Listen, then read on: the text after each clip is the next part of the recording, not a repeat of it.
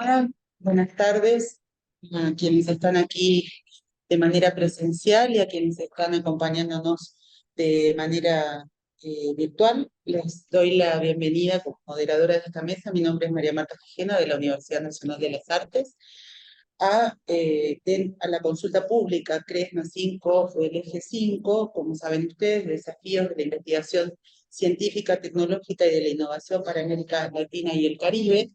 Esta es la mesa 3 de esta consulta pública, cuyo eje y tema son los conocimientos como recursos comunes y bienes públicos, y por lo tanto, la idea de que es exigible por parte de la sociedad la democratización de su acceso, su uso y su aprovechamiento. También la equidad de género, étnico y racial de pueblos y nacionalidades se garantiza en el acceso universal al sistema de ciencia, tecnología e innovación y en la participación efectiva en la generación de conocimientos de todos los actores, actrices, diría, del sistema. Además de la temática esta que ya está planteada para esta mesa, también se busca reflexionar en el eje de mujer y ciencia en vínculo con todas estas temáticas. Así que vamos a tratar de desarrollar este debate y este diálogo para poder producir nuevos pensamientos en función del futuro de las próximas reuniones. Quienes van a ser los oradores de esta mesa son María Pesina, de Flaxo, Venezuela, Jorge Audi, Ana Silvia Monzón Monterroso, de Flaxo, Guatemala, y Vanessa Vázquez Lavas, que está acá conmigo de manera presencial, de la UNA Argentina. Así que vamos a empezar por presentar a María Pesina, que, disculpen, los anteojos de cerca y de lejos, no llego a verla ahí. ¿Está presente de manera virtual? Sí. María.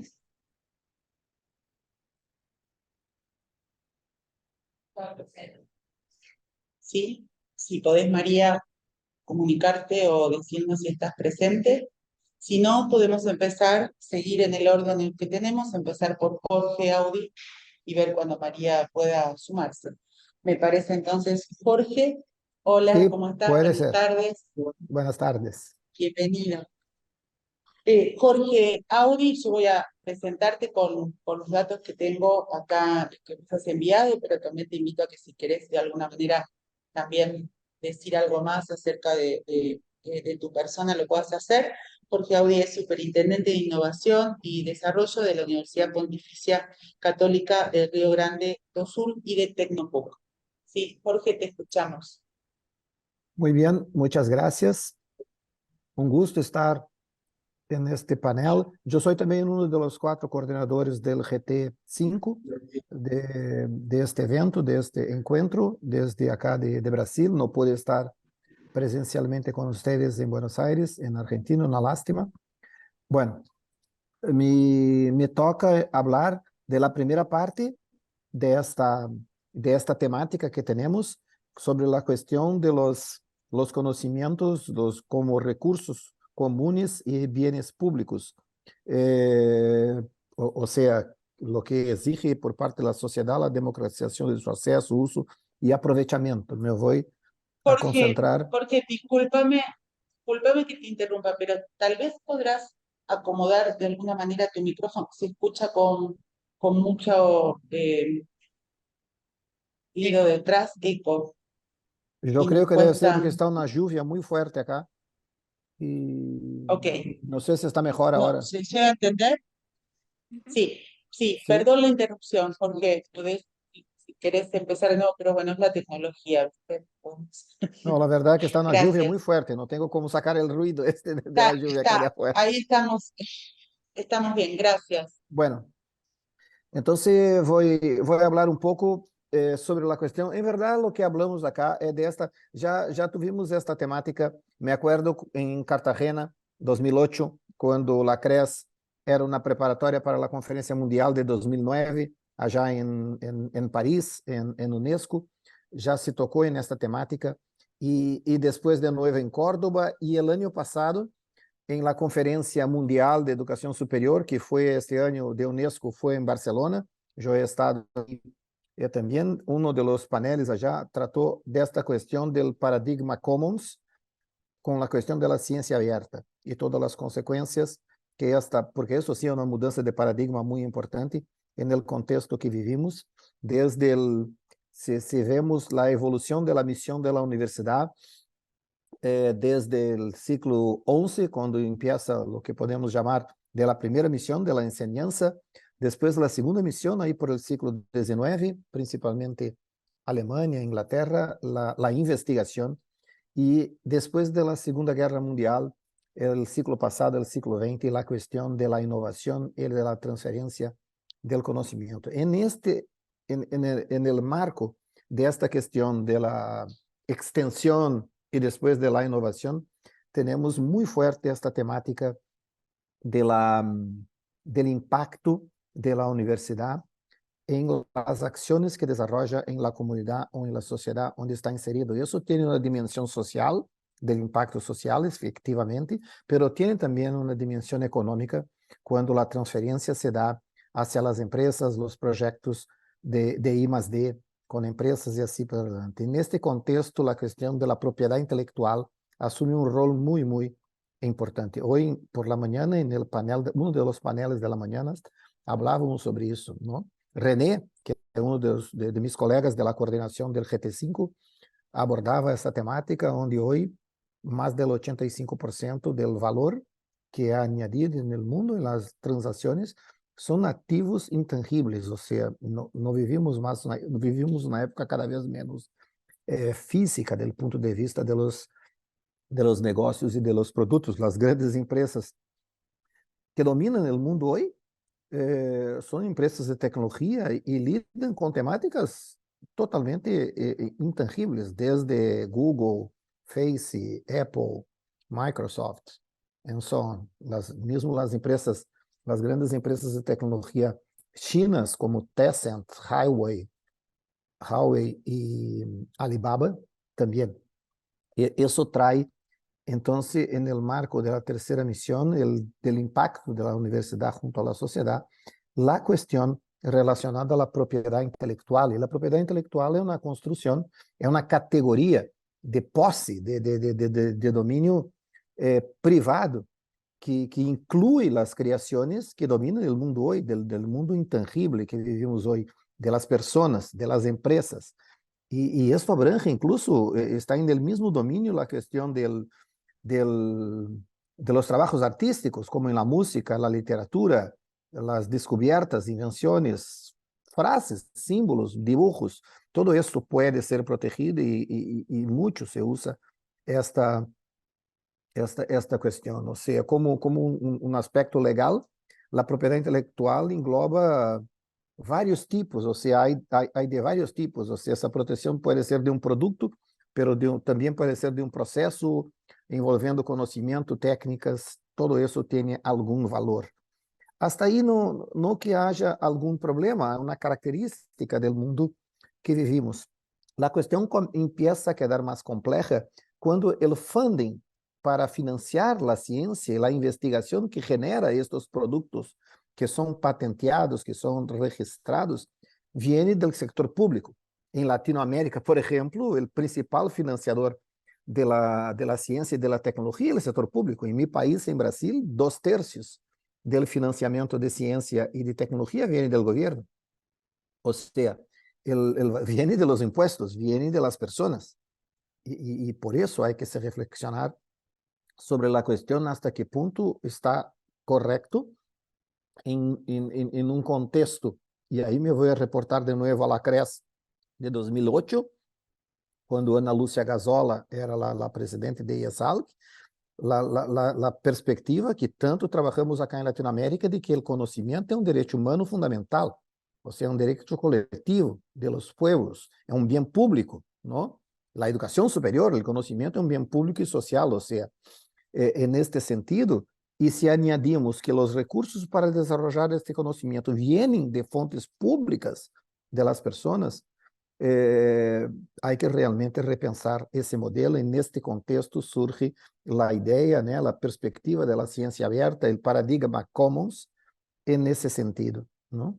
Então, se quando falamos, o objetivo principal da propriedade intelectual é o que está por trás, é o incentivo à criação y de una variedad de bienes intelectuales, ¿no? Y para eso se creó toda una estructura que básicamente tiene por visión la obtención de lucro, de ganancia, ¿no? O sea, estas concesiones generan un incentivo, un valor económico en tesis para fomentar novas creaciones o para el acúmulo del capital, ¿no?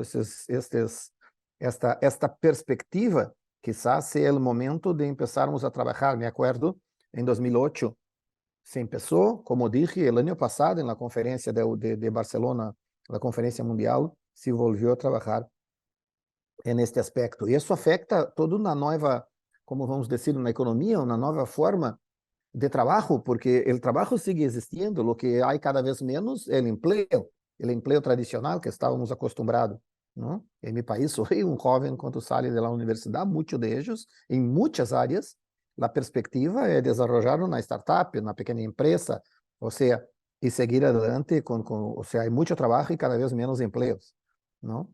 Y en este sentido, me parece que en el siglo XXI, en la sociedad que vivimos, donde la información y el conocimientos pueden y deben ser vistos o entendidos como un bien público y un recurso común, siempre que la financiación viene del sector público, del gobierno, tiene todo el sentido de que el resultado de este proceso sea un bien público y común también. Y por tanto, tenemos que rever toda la cuestión de la protección y de la apropiación privada de los resultados que vienen de ese incentivo, de esa inversión pública.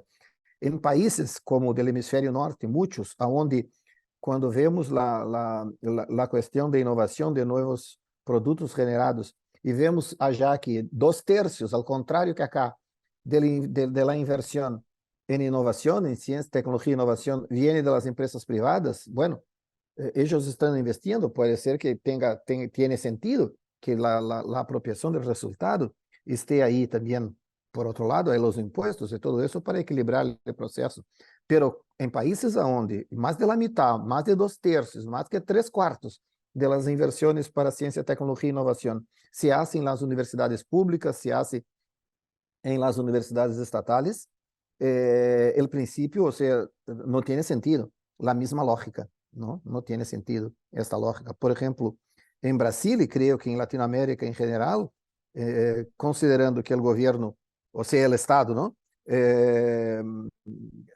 O sea, las personas, nosotros que financiamos este proceso, en ese sentido, todo el resultado, su uso, acceso y aprovechamiento, como dice la temática, la primera parte de la temática de nuestro panel, debe tener acceso gratuito también, libre, democrático, ¿no? Y creo que ahí se conecta con la otra temática que tenemos también, que está relacionada con esta, la cuestión de la necesaria garantía de que todos y todas, por la equidad de género, étnico-racial, de pueblos nacionales y el sistema de ciencia, tecnología e innovación, la posibilidad de participación efectiva en la generación y el uso de todo, por todos los actores del sistema, ¿no? Entonces, yo diría que este sería el primer punto. Ya se ve hoy en el mundo, por ejemplo, el modelo sueco, que ya trabaja con una forma muy distinta de manejar el resultado del proceso científico y tecnológico cuando se transforma en una innovación, que al invés de ir por el camino del patenteamiento y los royalties, el licenciamiento del conocimiento generado, va por otro camino. La universidad, los investigadores crean empresas y estas empresas, la propia universidad y los investigadores tienen participación, que es el llamado modelo sueco, que hoy en Brasil está se desarrollando mucho. El Código Nacional acá de Ciencia, Tecnología e Innovación pasó a permitir eso desde hace algunos años acá acá en Brasil. Bueno, para finalizar, por la cuestión del tiempo que teníamos, yo vuelvo al punto inicial de mi charla, en el sentido de que cuando decimos que el conocimiento es un derecho humano fundamental, estamos diciendo que la ciencia es un derecho humano fundamental también, porque la ciencia genera O sea, la ciencia es una de las formas de generar este conocimiento, o sea, y un derecho colectivo de todos, ¿no? Y una responsabilidad del Estado. En este sentido, en esta comprensión que es muy propia de CRES, muy propia de Latinoamérica desde 2008, en el caso del modelo de propiedad intelectual que se pone acá, de la protección del conocimiento, él debe sí ser revisto si el funding de la investigación es pública, o sea, de las personas, de la sociedad, ¿no? De los pagadores de impuestos, vamos a decir así, en ese sentido. Entonces, es una temática muy específica para nosotros, para discusión en el contexto de la educación superior, porque buena parte del conocimiento que se genera en la sociedad que vivimos se genera en la universidad y se pone a circular desde la universidad, ¿no? Y de nuevo, el funding del financiamiento, principalmente en nuestro contexto social acá de Latinoamérica, es muy importante que tengamos una posición más firme todavía de la que empezamos a construir en 2008 sobre esta cuestión del paradigma commons o de la ciencia abierta. Creo que me quedo por acá, por el tiempo. Gracias por la oportunidad y pido disculpas por mi portuñol. Hice lo posible para hacer una mezcla entre el portugués y el español, nuestra lengua común acá en el Cono Sur. Bueno, muchas gracias, Jorge. No, fue un español casi perfecto, ¿eh? Así que muchas gracias. Bien, sí, sí está María Pesina, la vemos, no, no está conectada, por ahí tiene algún problema, le vamos a dar un tiempo más, pero sí la veo a Ana Silvia Monzón Monterroso, ¿verdad? Bienvenida Silvia, es la segunda persona que va a participar de la mesa. Ana Silvia es socióloga, investigadora y comunicadora social feminista de Guatemala. En 1993 fue cofundadora del programa radiofónico Voces de Mujeres. Actualmente es coordinadora y profesora investigadora del programa académico Género y Feminismos de Flaxo, Guatemala, y desde el año 2020 es miembro titular de la Organización de Mujeres para Ciencia para el Mundo del Desarrollo en el capítulo nacional Guatemala. Así que bienvenida, Ana Silvia, te escuchamos. Muchas gracias, compañeras, compañeros en esta mesa. Muchas gracias por la invitación. Y yo quiero iniciar planteando que yo hablo desde la región centroamericana. Me da envidia cuando Jorge habla, ¿verdad?, del financiamiento de la investigación científica desde el Estado, porque, perdón, porque nuestra región y particularmente en Guatemala, que es donde yo vivo, esto pues es prácticamente inexistente. Si bien hay matices distintos en cada uno de los países de la región centroamericana, no hay una inversión decidida en las universidades y en la ampliación del conocimiento vía la investigación científica. Y yo quiero enfatizar en tantas dimensiones que tiene la propuesta de esta mesa, planteando que la democratización el acceso al conocimiento pasa por reconocer que existe una injusticia, primero en el acceso a todos los niveles educativos y sobre todo al nivel universitario, y luego que también existe una injusticia epistémica. Y esta injusticia epistémica también nos remite a cómo el colonialismo, que no fue solo un proceso político y económico, sino también epistémico y cultural, impactó en los pueblos originarios, en las mujeres y en las identidades disidentes, en estas sociedades aún colonizadas y que lo podemos identificar en algunos indicadores.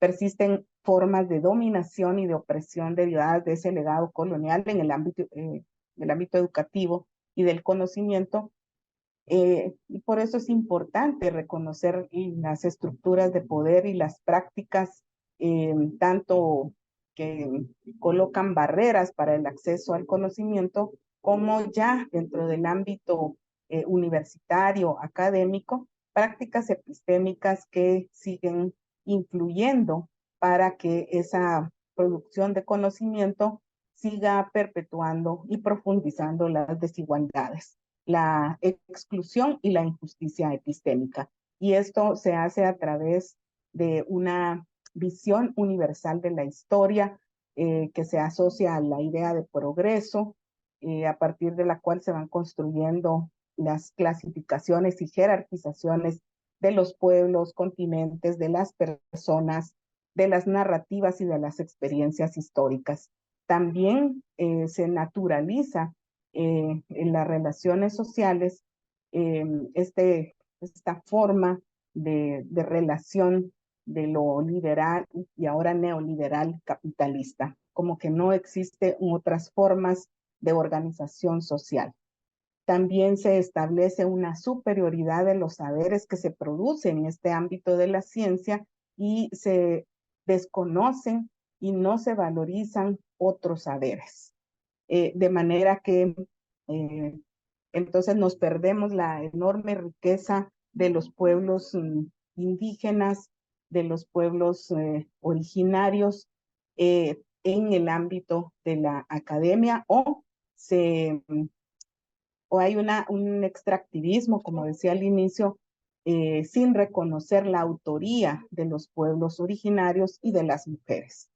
En esta mirada amplia de estos temas de la mesa, también es importante enfatizar cómo las mujeres han sido las grandes ausentes del ámbito de la ciencia, algo que ha venido cambiando, por supuesto, afortunadamente en las últimas 2 décadas. Sin embargo, aunque las mujeres hemos ido colocando con mucha fuerza nuestro derecho a conocer y a usar y aportar evidencias científicas, sigue habiendo formas sutiles, a veces explícitas, que apartan a las mujeres de las ciencias. Y esto pues tiene consecuencias negativas en la garantía de nuestros derechos. También quisiera plantear cómo en esta visión como panorámica que estamos dando, llamar la atención en una problemática que está afectando a las universidades públicas, aunque realmente a todo el sistema en el que vivimos. Y es la mercantilización. Cómo se está haciendo a través de mecanismos de desfinanciar las universidades públicas, la persistencia de la corrupción, también la exigencia de estándares de calidad que responden solo a necesidades del mercado, alejándose cada vez más de las necesidades de la población. También estos modelos en los cuales muchas universidades invierten gran parte de su energía en prestar servicios, entre comillas, como consultorías, asesorías para conseguir fondos, y esto establece una competencia para obtener reconocimientos, recursos, acreditaciones. Las universidades, podemos decir, han perdido el norte de su ser social, de su vínculo con la mayoría de la población, que continúa en condiciones de exclusión, de pobreza a todo nivel. Y también se siguen manteniendo relaciones de poder y jerarquías al interior de las universidades y de los centros académicos. Una violencia epistémica que se hace mucho más patente cuando se trata de las mujeres, de las personas con discapacidad, de las identidades disidentes y de los pueblos originarios y afrodescendientes. Esta mercantilización de las universidades realmente está provocando una situación de retroceso en la región centroamericana, creo importante plantearlo. Sobre todo las ciencias sociales están siendo afectadas porque se coloca la narrativa de que no producen, que entonces no tiene sentido que sigan existiendo las ciencias sociales.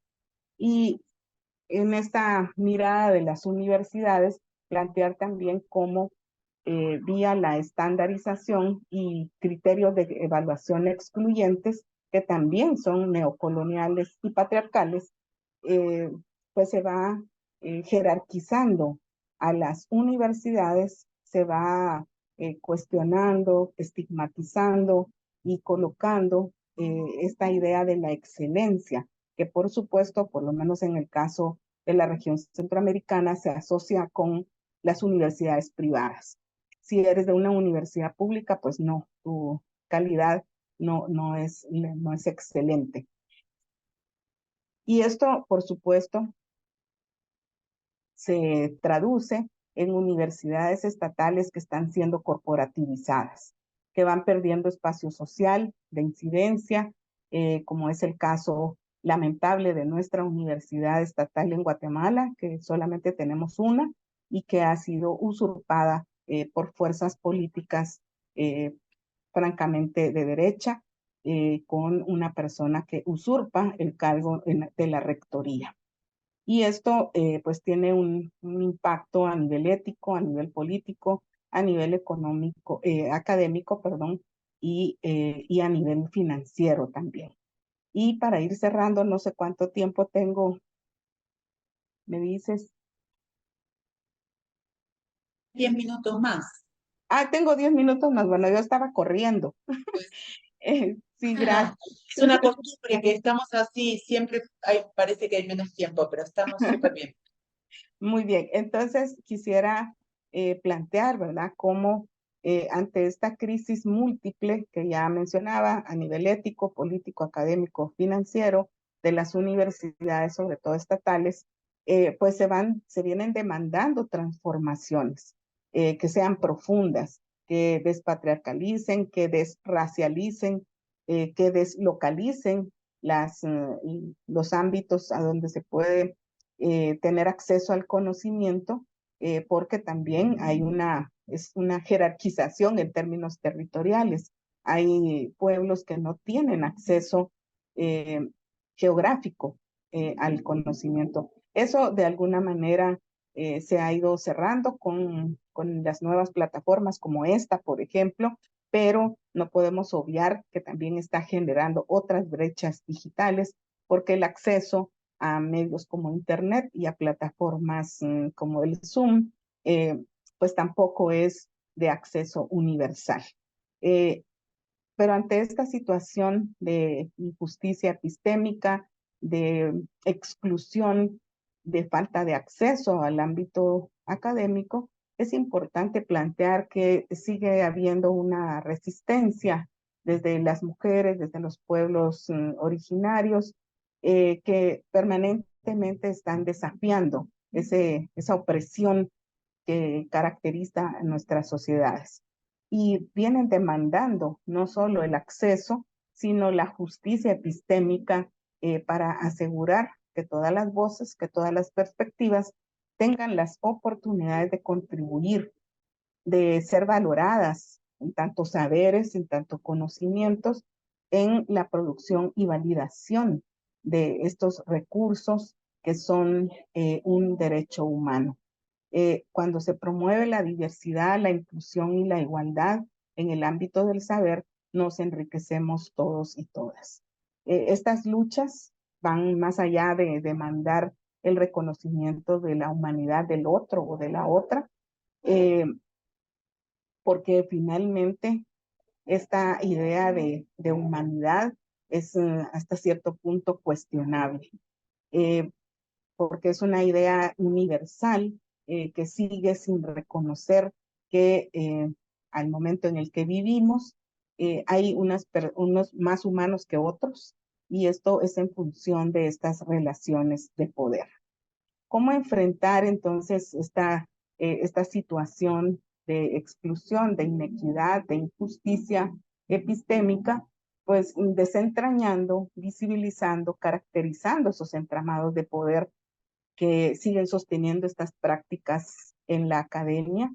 Destacar también la importancia del reconocimiento y valoración de otras epistemologías, de otras prácticas en en la adquisición y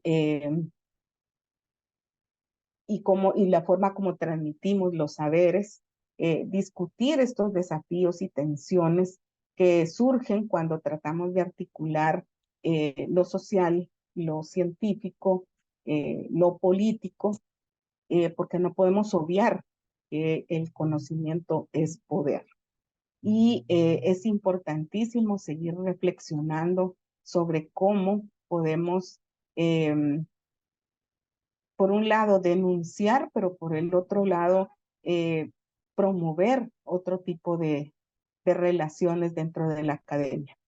El feminismo, los feminismos plantean que es importantísimo visibilizar, reconociendo y denunciando estas situaciones, historizar. Necesitamos construir nuestras propias historias, en este caso de las mujeres en las ciencias, en los saberes, someter también a discusión qué entendemos por ciencia, también desnaturalizar, es decir, cuestionar las normas, las prácticas, las instituciones que se ven como inevitables.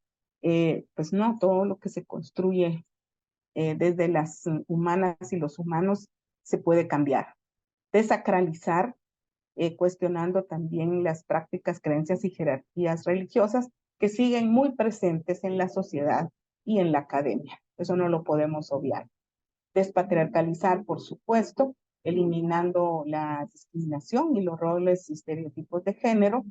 Descolonizar, haciendo esta crítica de los entramados de poder enraizados desde la colonia y esta llamada modernidad que parece que nunca logramos alcanzar desde esta región centroamericana. Y por supuesto, desracializar, desafiar esas categorías y jerarquías raciales en la sociedad nos van a permitir tener pues una ampliación de las universidades, que esta idea de lo universal, que ahora de hecho ya hay muchos que lo llaman lo pluriversal, porque lo uni nos remite a uno único, y la pluriversidad nos permitiría tener polílogos de saberes, es decir, poner en acción distintos logos, distintas experiencias, y que cada una de estas tenga reconocimiento, se le dé autoridad, y de esta manera entonces podamos lograr esta inclusión, equidad, tanto de género como étnico-racial y también de clase, por supuesto, para que haya una real democratización del conocimiento. Gracias.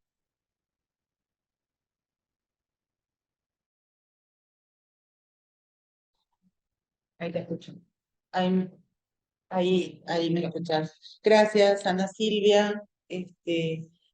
No sé, sigo preguntando si está María, vos, que nunca se sabe, pero bueno, vamos a entonces darle la palabra a Vanessa Vázquez Lava, que está acá acompañándonos de manera presencial.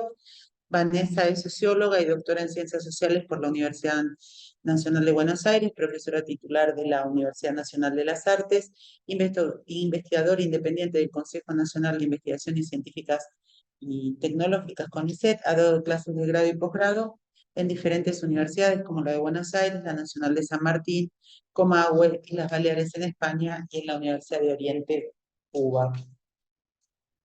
¿Dónde está puesto tu cargo de secretaria, además de igualdad, diversidad?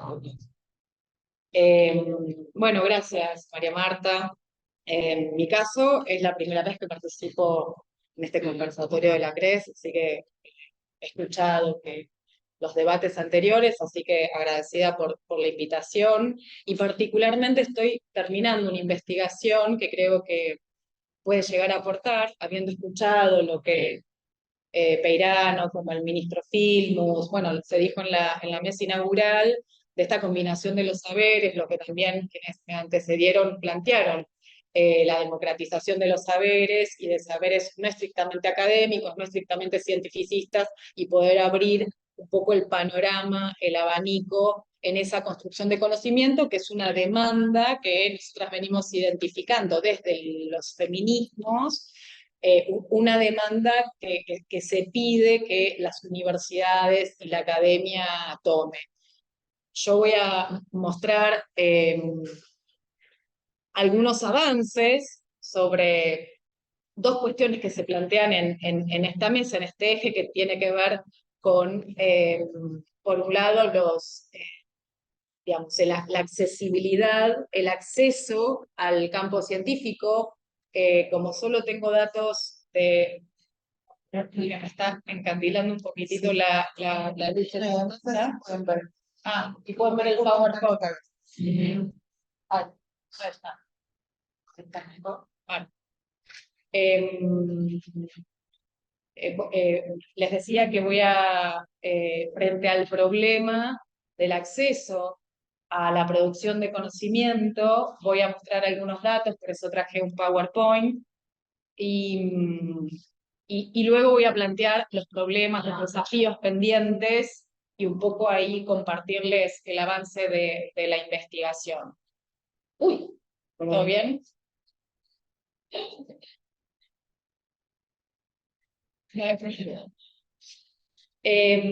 Yo acá traje los últimos datos que publicó el MinCit, que es un diagnóstico sobre la situación de las mujeres en ciencia, tecnología e innovación. Se publicó en 2023, pero son datos de 2021. Las fuentes tienen que ver con los distintos organismos que producen ciencia, CONICET, INTA, CONEA, INTI, etcétera, etcétera. Bueno, y los distintos proyectos de investigación, y presentan unas variables que dan cuenta del nivel de participación. Una de las cuestiones que voy a decir antes de empezar con los datos es que es una medición binaria, vamos a ver mujeres y varones, se han incorporado lo que el sistema educativo sí ya incorporó hace varios años, que es el sistema de categorías de identidad de género, que tiene aproximadamente 8 categorías, pero bueno, ese es uno de los desafíos y deudas pendientes que diré después de este pantallazo es una fotografía al momento. Decir que el MinCit creó un programa de igualdad, de participación, de transversalización de género en el año 2020 fue la pandemia, 2020 o 2021, yo participé en el comité asesor, recuerdo muy bien si fue en 2020 o 2021, esos años son bastante convulsionados en nuestra subjetividad. Bueno, ese programa, uno de los objetivos tiene que ver, sigue existiendo, transversalizar en los distintos ámbitos del Ministerio de Ciencia y Tecnología la perspectiva de género. Este diagnóstico es producto de esa gestión. Entonces, una de las preguntas sobre mirar en qué situación están las mujeres en el campo científico es, bueno, ¿cuántas mujeres en primer lugar ocupan cargos de gestión? Acá vemos una brecha enorme, es decir, los ámbitos de participación jerárquicos, la prevalencia es masculina con el 73% y solo un 27%. Solamente estamos viendo cargos de gestión en los organismos de ciencia y tecnología y también en las universidades que tienen secretarías de investigación y de ciencia y tecnología. Después, otra de las variables que muestra muy bien la circulación, ¿no? Y si hay brecha de género, es cuántas mujeres dirigen los proyectos, y esto tiene que ver con el financiamiento, es decir, que son investigadoras y que entran en las convocatorias. Bueno, aquí sí vemos una prevalencia de las mujeres, pasando el 50%, 53%, y esto ha tenido que ver con una promoción del CONICET, una política de discriminación positiva de hace varios años en el que tiene el CONICET, con diferentes aspectos. La última, para compartirles, tiene que ver con financiamiento para las tareas de cuidado, es decir, si una investigadora tiene que ir a un congreso, dos jornadas muy largas, se le da un presupuesto para que pueda pagar esa tarea de cuidado. Bueno, hay un montón de iniciativas por parte de los organismos de ciencia y tecnología que han hecho, que han posibilidad, que generan las condiciones para que las mujeres puedan ir ascendiendo digamos, en los distintos escalafones del CONICET y poder dirigir los proyectos de investigación que ustedes bien saben son concursos abiertos no solamente se evalúa la calidad, la originalidad del proyecto, sino las trayectorias de las investigadoras. Por eso es tan importante estas políticas de discriminación positiva, porque muchas veces quedas afuera. Bueno, pero cuando desagregamos por área de conocimiento, y esto me gustó compartirlo, bueno, vamos a ver que hay una prevalencia en casi todas las ciencias de más del 60%, el 60% se va invirtiendo desde las ciencias médicas y salud, el 67% de participación de las mujeres, en las ciencias sociales, que ya lo sabemos, ciencias sociales, artísticas, humanidades, ¿no? Ahí la prevalencia hace años que es femenina, y donde empieza a disminuir, bueno, es en las ciencias duras, particularmente en las ciencias naturales y exactas, pero con valores muy minúsculos, ¿no? El 48% de mujeres y el 52% de varones. Respecto de la composición de los equipos de investigación, cuántos becarios, becarias, investigadoras de categorías más bajas componen los equipos de investigación, de nuevo vamos a ver una prevalencia de las mujeres, es decir, las mujeres científicas vienen ya desde las becas doctorales, becas postdoctorales, siguiendo la carrera de CONICET y pudiendo formar parte de los equipos que vemos con el otro dato desagregado, pero vemos una prevalencia de equipos feminizados. Cuando miré, no quise poner acá para no cargar tanto, cuando miré el desagregado por área, tenemos una prevalencia de equipos feminizados. Un sistema científico que en las categorías más bajas, subiendo, es decir, lo que es el nivel superior, que es el escalafón más alto de CONICET, ahí ven la brecha es más grande entre hombres y mujeres, que tiene que ver con una brecha que se sostuvo en el tiempo, que es la generación de años que tiene casi 70, y con otras condiciones, por supuesto, ¿no? Económicas y condiciones de género muy distintas a las que tenemos hace unos años. Y por último, algo que es muy importante, que es la participación de las mujeres en la evaluación de ciencia y tecnología, tanto proyectos como recursos humanos, es decir, las becas. Bueno, ahí vemos que prevalece unos puntitos, los varones, tanto en proyectos, en evaluación de proyectos científicos, como en recursos humanos, es decir, las comisiones de CONICET,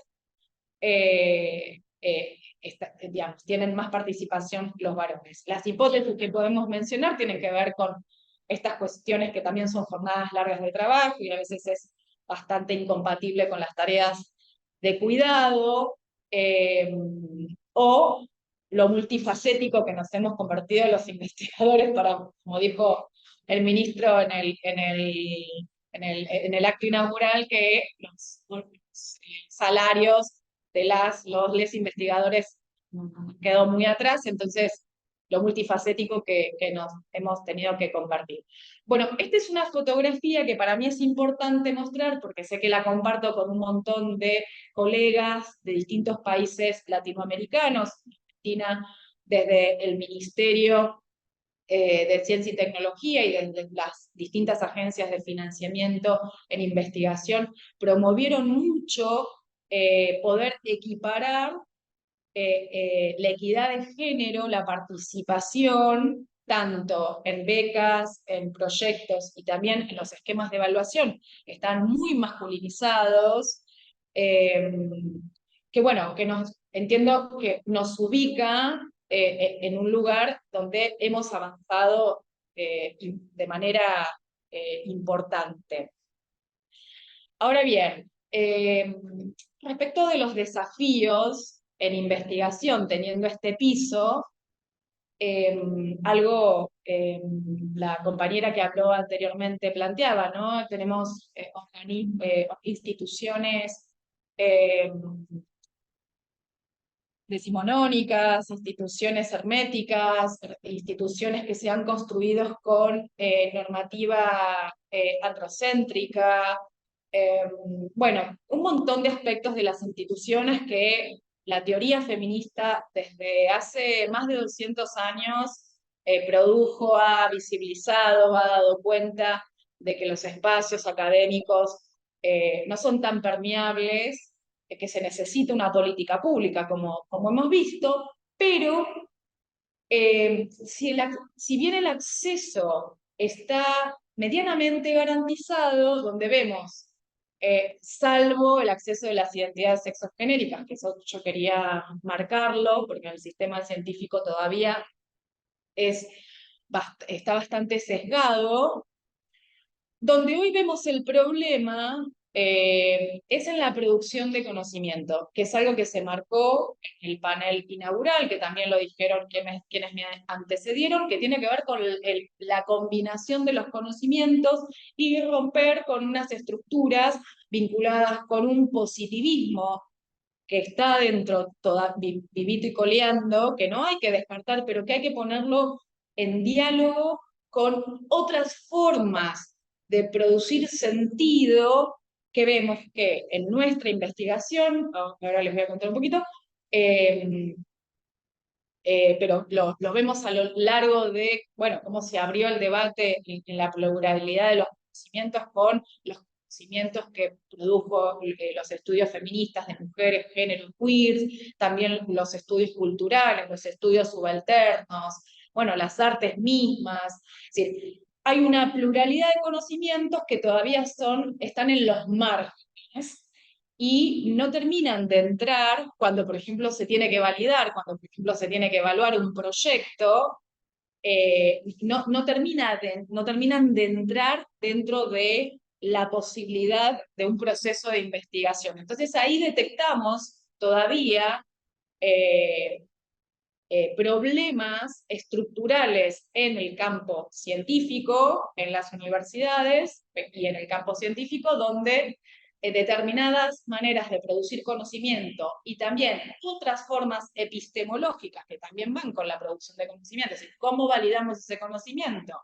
El conocimiento positivista es un conocimiento universal, es un conocimiento objetivo, es un conocimiento tangible, digamos, todos esos aspectos que están consensuados, instaurados en el sistema científico, con métodos, pautas, todavía no se han puesto en diálogo con otras formas de producir, de fundamentar los conocimientos, con otros métodos también.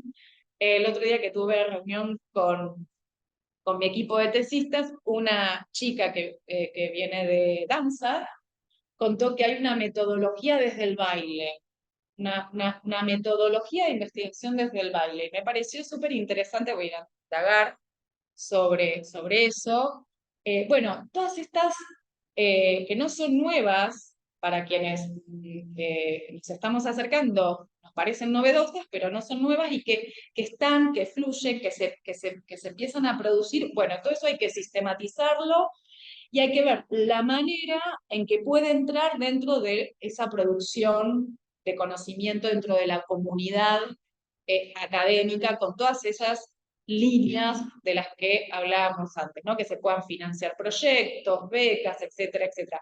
Porque lo que vemos ahora, quienes evaluamos, por ejemplo, es que hay un encorsetamiento por querer entrar a los formato conicetero que es positivista y es muy difícil cuando el tema es novedoso, es innovador, es original, pero la metodología y la manera de evaluar, que somos nosotros, sigue siendo la misma, entonces queda mucha gente afuera. Bien. Y otra cuestión que me parece fundamental, que es una deuda pendiente, yo desde el campo de las ciencias sociales y la sociología lo venimos trabajando, pero todavía no está resquebrajado no se ve, sino que terminan siendo objetos de estudio, esa articulación entre el movimiento social, la producción de conocimiento del movimiento social, en el proceso investigativo, con temas y problemas, como se dijo en el panel que se presentó recién, locales, soberanos, problemas propios de las comunidades y que formen parte de ese proceso de investigación y de producción para un cambio social. Bueno, y por último, nosotras nos ganamos un pictogénero que formó parte de la política del ministerio, de agencia, de promover, porque quienes investigamos desde las teorías de género hacíamos los esfuerzos por entrar a los PICT, que es el financiamiento tradicional, y había un eje, entonces era como muy competitivo. Acá se financió durante un año un proyecto de investigación original, innovador, para poder dar cuenta de algunas problemáticas que son problemáticas de distintos campos, esto que decía, campos, problemáticas locales. En nuestro caso, con 4 universidades, lo que hicimos fue plantear la discusión sobre los saberes y las miradas críticas, las expresiones críticas, nos animamos a hablar de epistemologías críticas. Eso les contaré cuando terminemos de analizarlo, estamos terminando de analizarlo y esperamos poder escribir un libro con todo esto porque salieron cosas muy importantes. Tomamos distintos casos y situaciones de distintos lugares del país con prácticas y expresiones más vinculadas al ambientalismo, a las identidades sexogenéricas, a las artes, bueno, a los feminismos, y en esas expresiones, en esas formas de construir nuevos sentidos, fuimos identificando justamente expresiones, sentidos, saberes, prácticas, articulaciones ingeniosas y auspiciosas para otros modos sensibles de ver, de hacer, de habitar. Y ahí, por ejemplo, un ejemplo práctico, empírico, el logocentrismo de la ciencia se pone en discusión. No se produce solo desde lo observable, sino que se empieza a producir desde otros sentidos, y lo hemos podido captar con estos casos, con estas situaciones donde desde lo artístico, desde las performances, los anticasos, bueno, etcétera, etcétera, aparecían otros sentidos, otras sensaciones y sentidos y percepciones que le empiezan a dar forma a eso de conocimiento. También vimos que esas expresiones tienen intenciones de trastocar las grillas de conocimiento acerca de los problemas de los seres humanos y no humanos. Pongo ejemplo de quienes trabajaron con casos del ambientalismo, por ejemplo, trabajar con las plantas, los animales, su hábitat y esas formas de interacción con lo humano, quienes en el arte trabajan con los objetos y ese vínculo con las, me sale genealogía, el término, con las historias de los objetos. Bueno, cosas muy interesantes que decías, me viene el campo un poco a la cabeza. Bueno, que sí importan, ¿no? Que sí importan, y no como la ciencia tradicional, que todo eso lo dejó de lado, no le importó, era lo que la verbalización que las personas decían sobre lo que hacían y sobre lo que pensaban, sino que incorporar otros aspectos de la vida social, y no solamente de los humanos, sino ese vínculo con lo no humano. Y también identificamos esas expresiones que están estimuladas por el deseo de la justicia social. Una justicia social amplia, vinculada al género y al ambiente, pero una justicia social definida por la convivencia. O sea, rompemos esta idea asimétrica de sujeto-objeto, quienes son entrevistados y observados, digamos, ya no es esa predicción asimétrica, sino que forman parte del proceso de investigación, etcétera, etcétera. Y bueno, nos animamos a decir, a hipotetizar en datos preliminares que identificamos un ejercicio, una intencionalidad de desplazamiento, no sé si ya lo llamaríamos epistemológicos, pero sí donde la prevalencia de la experiencia, del cuerpo, del deseo, las sensaciones, de las emociones, empiezan a jugar y a formar parte de esa manera de significar de significar el mundo. Bueno, para nosotros es muy novedoso, quizás para el campo artístico sea más común escuchar esto, pero para quienes venimos de las ciencias sociales, que siempre fuimos formadas y formateadas en un modelo, en un método y en una manera de creer que se construye el conocimiento, haber abierto este espectro, este panorama, y poder dar cuenta, así, la gente mano a mano, de todas esas expresiones, la verdad que fue maravilloso y creo que hay que darle mucho valor a eso y es un poco lo que la política pública está viendo de combinar saberes. La pregunta siempre es una categoría muy abstracta, al menos en mi caso, yo no entendía esto de combinar saberes, algo que sabía que era el feminismo. Bueno, este trabajo de campo y esta investigación me hizo conectarme directamente con cómo es esa forma de hacer esos otros. Sí. Muchas gracias.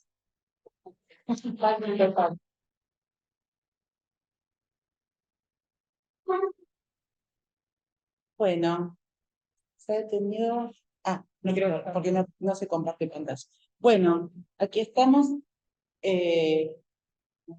Tenemos nuevas inclusiones por parte de la participación virtual, así que bueno, una pena que no hayamos podido escuchar a María, que seguramente habrá tenido algún problema de orden tecnológico.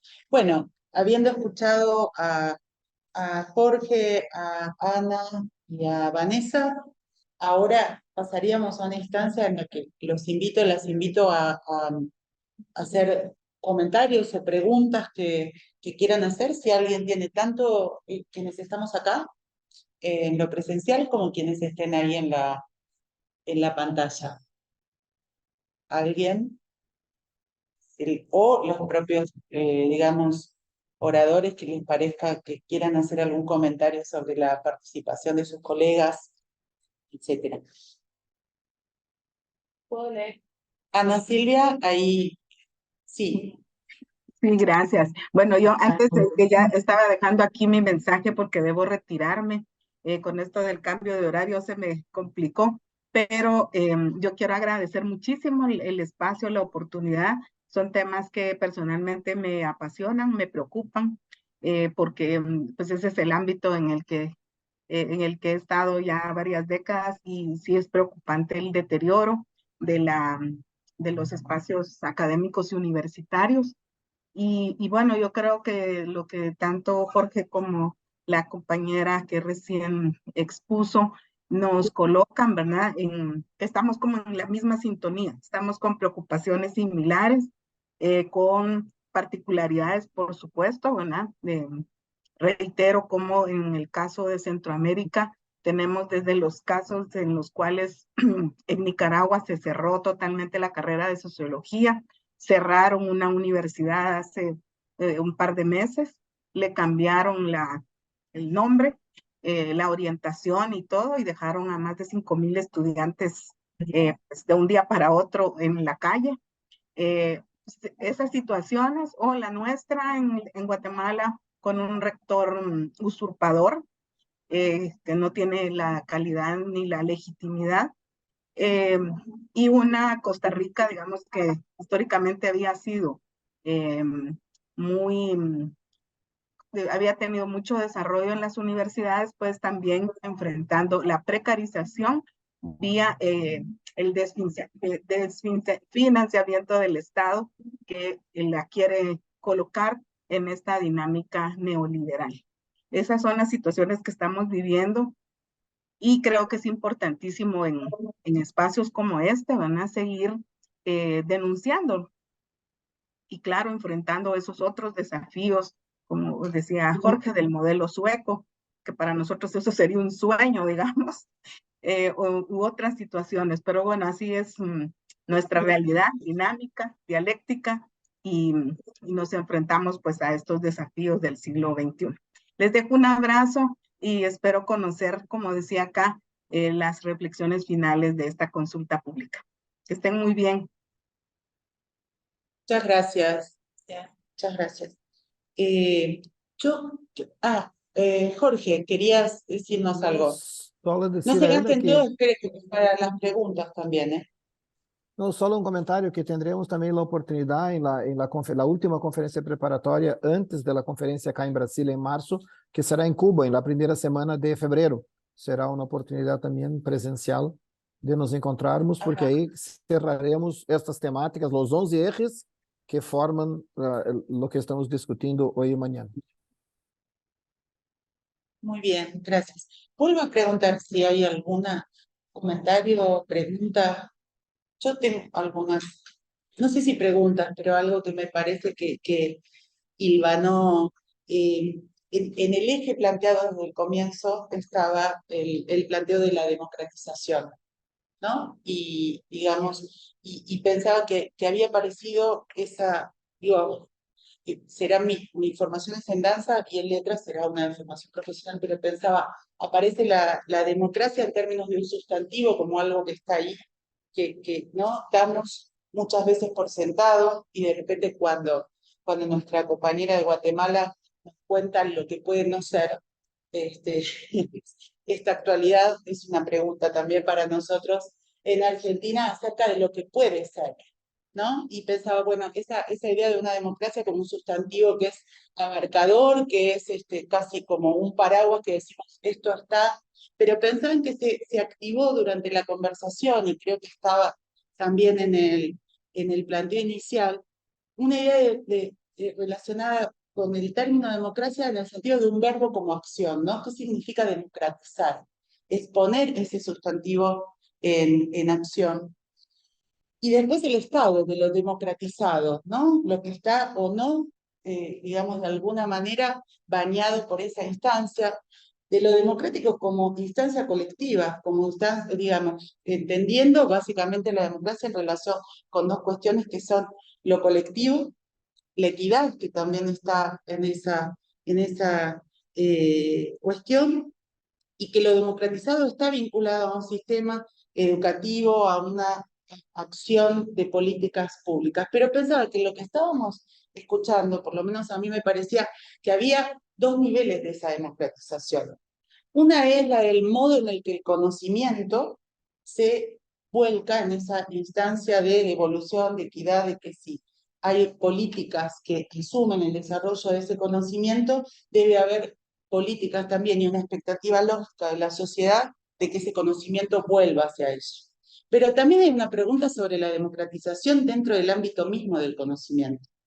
Estos conocimientos que están jerarquizados, estas epistemologías que decía la colega, ¿no? Hablaba de esta injusticia epistemológica. Vos lo tomabas también en relación con qué saberes son los que de alguna manera están igualados o no. Digo, porque creo que les pregunto a Jorge, a Vanessa, ¿de qué manera, digamos,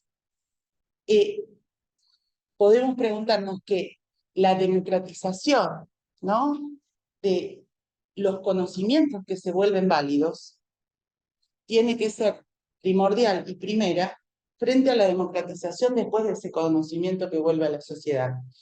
A ver si me explico. Si nosotros replicamos en esa democratización del conocimiento que se vuelca por fuera de nuestras instituciones científicas, tecnológicas, replicamos jerarquías, y entonces democratizamos el conocimiento logocéntrico, democratizamos la idea de ciencia en un sentido tradicional, democratizamos el saber que es el conocimiento ya tradicional, entonces replicamos de alguna manera un modo de ese saber que, digo, tiene que ser primero una pregunta acerca de qué es el conocimiento. Por supuesto que los sistemas universitarios, científicos y tecnológicos se la hacen, pero por supuesto, yo viniendo de las artes, digamos, sabemos que nuestro sistema argentino está muy adelantado en ese sentido. Escuchábamos hace poco, yo vengo de Brasil ahora, escuchaba a colegas mexicanos, donde todavía están discutiendo tensiones entre ciencia y arte de una manera casi decimonónica. Pero bueno, era un poco esa idea de que hay dos, si se quieren, niveles, estoy esquematizando mucho en lo que escuché, dos niveles de democratización. Uno dentro del sistema hacia afuera, que vuelve, pero también primero una pregunta acerca de qué conocimiento es el que queremos democratizar. Una anécdota solamente, perdón que sea, no es personal, sino de mi comunidad. Hace por lo menos 14 años que las danzas están peleando por la promulgación de la ley, porque se apruebe la Ley Nacional de Danza, que crea el Instituto Nacional de Danza. La semana pasada se aprobó en Comisión de Cultura, es un hito increíble. Hay un youtuber de La Libertad Avanza que dedicó media hora a explicar cómo el kirchnerismo se ocupaba, con los problemas que tiene el país, de crear un Instituto Nacional de Danza. Solo pude ver los 3 minutos, primero, ¿no? Hay colegas que vieron todo la media hora, pero lo que sí sé es que los 3 primeros minutos empieza a leer el texto de la ley y lo que le produce una gracia tremenda, una gracia odiante, es que dice que además debe promoverse la investigación en danza. Eso le produce una especie de no te puedo creer que esto exista, ¿no? Entonces, digo, ahí dije, ahí hay un núcleo que todavía persiste, la idea de que investigación, por supuesto estoy diciendo un lugar como sabemos que es en lo social la dimensión de la investigación como una idea, pero me llamó mucho la atención que en esa voluntad de odio, una de las primeras cosas fuera la increíble idea de que un arte pudiera incluir investigación.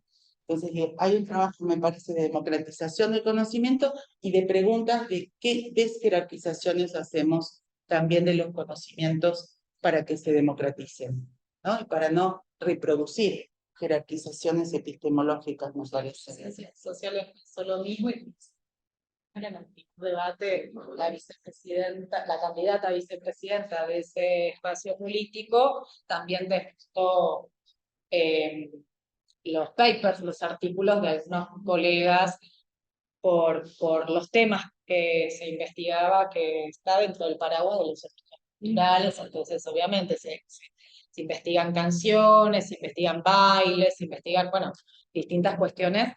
Sí, bien, totalmente de acuerdo. Tiene que ver con que la sociedad todavía, o nosotros no hemos hecho el esfuerzo. También es que yo creo que es un momento de hacer también autocrítica. Siempre tiramos la pelota afuera que el otro es el que está mal, el que piensa mal, el que no entiende, el odiante. Y a mí me parece que avanzamos un montón, pero siempre digo que nos falta la sintonía fina. Y la sintonía fina tiene que ver con estas cuestiones. Que, bueno, la ciencia avanzó, tenemos barbijos, tenemos vacunas, tenemos un montón de cosas que de la ciencia digamos, más tradicional son muy importantes, por supuesto, avances en respecto de los cánceres y esas cosas que son importantes y fundamentales, pero las ciencias sociales, las humanidades, las artes, lo que nos falta es un ejercicio de comunicar lo importante que es lo que hacemos, porque la sociedad no entiende porque no, digamos, a veces es muy hermético lo que decimos, a veces es así como con palabras difíciles, que tenemos que tratar de difundir. Hay algunos ejercicios de espacios donde combinan el periodismo con la investigación, entonces tratan de hacer más accesible lo que nosotros hacemos, pero la verdad que mucho cae en la política pública, en las políticas institucionales. Yo como investigadora también, digamos, me dediqué después de la militancia más social y feminista a la política institucional en las universidades, donde creí que todo lo que investigaba lo podía transformar en para poder construir igualdad de género y esas cosas. Pero es muy difícil de transmitir, que es lo que he identificado es que no se entiende lo que hacemos o para qué sirve. Y después hay una cosa maliciosa, Sí. ¿no? Sí, pero creo que hay también una idea del uso de la utilidad que es importante revisar. Creo que Jorge en ese sentido habló de estas instancias del mercantilismo, digo, ¿cuál es la medición de la utilidad? Y creo que esa es una pregunta sobre el conocimiento, en qué sentido el conocimiento debe ser útil, debe serlo, pero es una pregunta sobre, ¿no?, cómo pasamos de la utilidad, el uso, al utilitarismo, ¿no?, que es también una idea de lo moderno, del progreso de una productividad capitalista, que es el origen de la jerarquía del conocimiento y que hay que revisar seguramente. Jorge, no sé si algo de esto te... Ah, Sí, yo tengo ah, la perspectiva de que si hablamos, por ejemplo, la cuestión utilitaria, que está muy asociada a una visión económica, puramente económica, mercantilista del mundo y de la sociedad, esta tiene que ser superada, o sea, ya debíamos haber superado hace mucho, pero este es dominante en el mundo está dominado por eso, pero hay sí la necesidad de tenermos una noción en cuanto cientistas, en cuanto ciencia, tecnología e innovación, de relevancia, o sea, lo que hacemos tiene que tener relevancia a la sociedad, a una parte de la sociedad, alguien tiene que reconocer este valor, alguien tiene que reconocer lo que hacemos. O sea, se a ciência, tecnologia e inovação não é relevante, não é transformadora, e aí entram as humanidades, toda a questão da filosofia, das ciências sociais, da sociologia, tem um rol muito importante na transformação e na evolução da sociedade. Pero a noção de relevância, reemplazando aquela visão de utilitarismo econômico, é muito importante, porque também creo que nós não podemos fazer também o que nos dá as ganas de fazer, independente do entorno em que estamos, da realidade social, da realidade ambiental que estamos e tudo isso.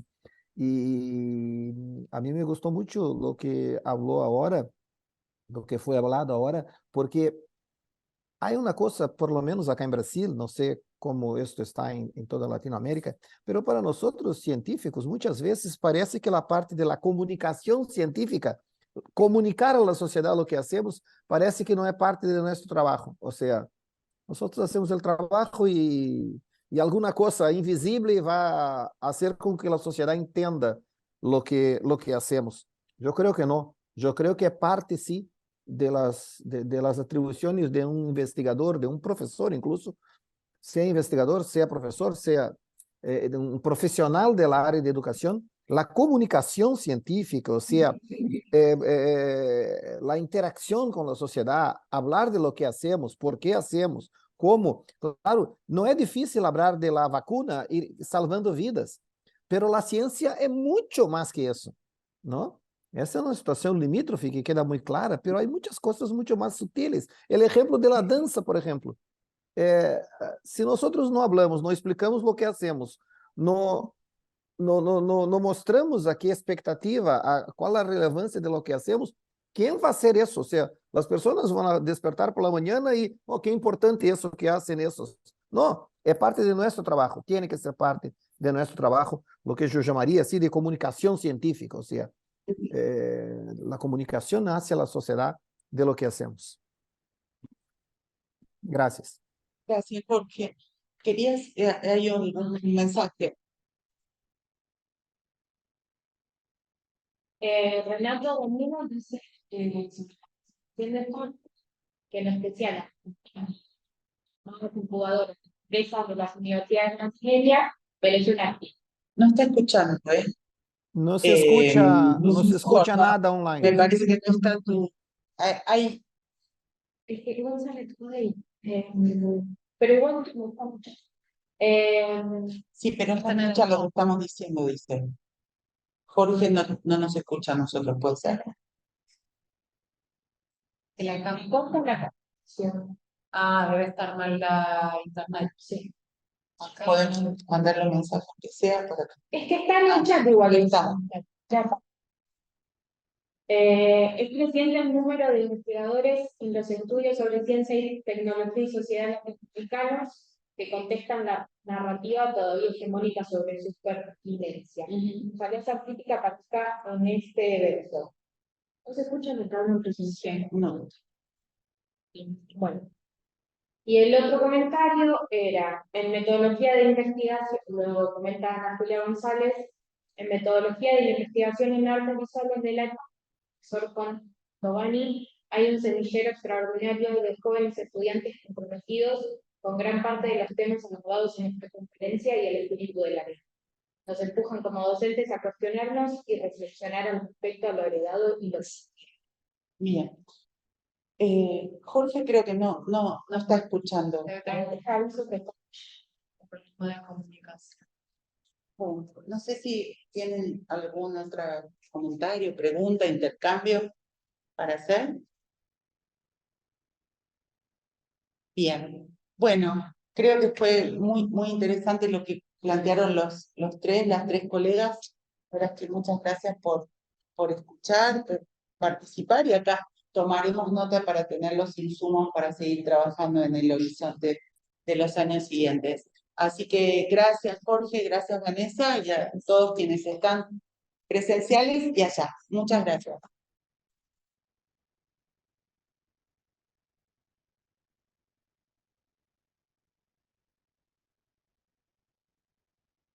Qué estrés me da el Zoom. No, igual funcionó, bárbaro. Muchísimas gracias. Eso es subjetivo.